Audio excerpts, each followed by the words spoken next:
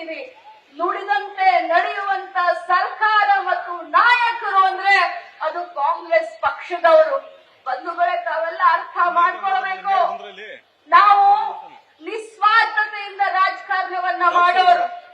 ಅಧಿಕಾರ ಜನ ನಮಗೆ ಕೊಟ್ಟಂತ ಸಂದರ್ಭದಲ್ಲಿ ಆ ಅಧಿಕಾರದಿಂದ 4 ಜನರಿಗೆ ಒಳ್ಳೇದಾಗಬೇಕು ಅನ್ನುವಂತ ಭಾವನೆಯನ್ನ ಇಟ್ಕೊಂಡು ಇವತ್ತು ಕಾಂಗ್ರೆಸ್ ಪಕ್ಷ ಅಧಿಕಾರ ಭಾರವನ್ನ ನಿರ್ವಹಣೆ ಮಾಡ್ತಾ ಇದೆ. ಮುಂಚೆ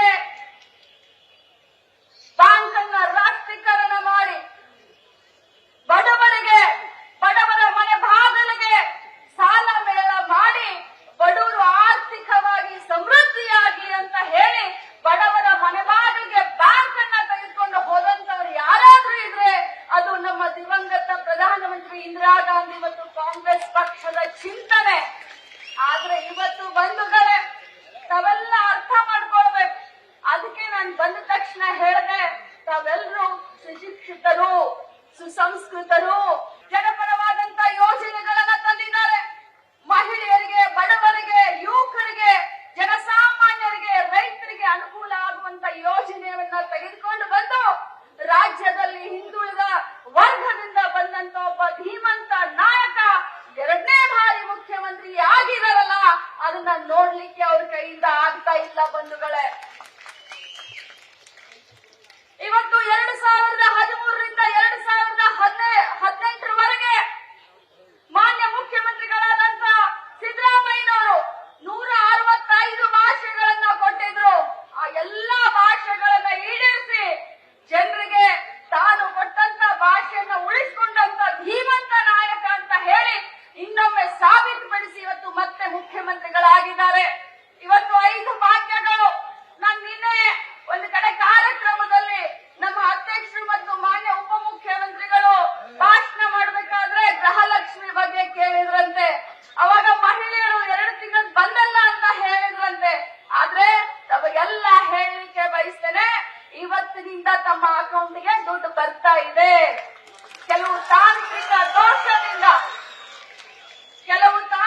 ದೋಷದಿಂದ ಜೂನ್ ಮತ್ತು ಜುಲೈ ದುಡ್ಡು ತಮಗೆ ಹಾಕ್ಲಿಕ್ಕೆ ಆಗಿರ್ಲಿಲ್ಲ.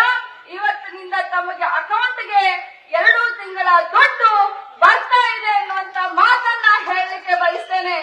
ನಾವು ಕಾಂಗ್ರೆಸ್ ಪಕ್ಷದವರು, ನಾವು ಏನು ಮಾತನಾಡ್ತೀವಿ ಆ ರೀತಿ ನಡೀತೀವಿ. ನುಡಿದಂತೆ ನಡೆಯುವಂತ ಸರ್ಕಾರ ಮತ್ತು ನಾಯಕರು ಅಂದ್ರೆ ಅದು ಕಾಂಗ್ರೆಸ್ ಪಕ್ಷದವರು. ಬಂಧುಗಳೇ, ತಾವೆಲ್ಲ ಅರ್ಥ ಮಾಡ್ಕೊಳ್ಬೇಕು. ನಾವು ನಿಸ್ವಾರ್ಥತೆಯಿಂದ ರಾಜಕಾರಣವನ್ನ ಮಾಡೋರು. ಅಧಿಕಾರ ಜನ ನಮಗೆ ಕೊಟ್ಟಂತ ಸಂದರ್ಭದಲ್ಲಿ ಆ ಅಧಿಕಾರದಿಂದ 4 ಜನರಿಗೆ ಒಳ್ಳೇದಾಗಬೇಕು ಅನ್ನುವಂತ ಭಾವನೆಯನ್ನ ಇಟ್ಕೊಂಡು ಇವತ್ತು ಕಾಂಗ್ರೆಸ್ ಪಕ್ಷ ಅಧಿಕಾರ ಭಾರವನ್ನ ನಿರ್ವಹಣೆ ಮಾಡ್ತಾ ಇದೆ. ಮುಂಚೆ ಬ್ಯಾಂಕ್ ಅನ್ನ ರಾಷ್ಟ್ರೀಕರಣ ಮಾಡಿ ಬಡವರ ಮನೆ ಬಾಗಿಲಿಗೆ ಸಾಲ ಮೇಳ ಮಾಡಿ ಬಡವರು ಆರ್ಥಿಕವಾಗಿ ಸಮೃದ್ಧಿಯಾಗಿ ಅಂತ ಹೇಳಿ ಬಡವರ ಮನೆ ಬಾಗಿಲಿಗೆ ಬ್ಯಾಂಕ್ ಅನ್ನ ತೆಗೆದುಕೊಂಡು ಹೋದಂತವ್ರು ಯಾರಾದ್ರೂ ಇದ್ರೆ ಅದು ನಮ್ಮ ದಿವಂಗತ ಪ್ರಧಾನಮಂತ್ರಿ ಇಂದಿರಾ ಗಾಂಧಿ ಮತ್ತು ಕಾಂಗ್ರೆಸ್ ಪಕ್ಷದ ಚಿಂತನೆ. ಆದ್ರೆ ಇವತ್ತು ಬಂಧುಗಳೇ, ತಾವೆಲ್ಲ ಅರ್ಥ ಮಾಡ್ಕೊಳ್ಬೇಕು. ಅದಕ್ಕೆ ನಾನು ಬಂದ ತಕ್ಷಣ ಹೇಳಿದೆ, ತಾವೆಲ್ಲರೂ ಸುಶಿಕ್ಷಿತರು, ಸುಸಂಸ್ಕೃತರು.